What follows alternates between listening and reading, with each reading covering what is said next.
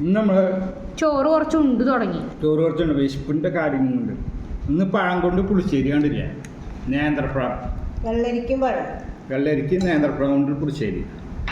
പിന്നെ വെണ്ടക്കായ തോരൻ, ദിവസം ഇത് ചീര തോരൻ. പിന്നെ കുറച്ച് മുതിര.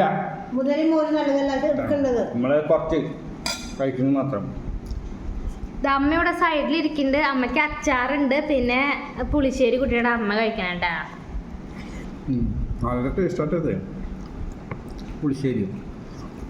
അപ്പോൾ നമ്മുടെ വിഭവങ്ങൾ വെണ്ടയ്ക്ക, ചീര തോരൻ, വെണ്ടയ്ക്ക തോരൻ, മുതിരപ്പേരി, പഴം പുളിശ്ശേരി, പുളിശ്ശേരി, അച്ചാറ്.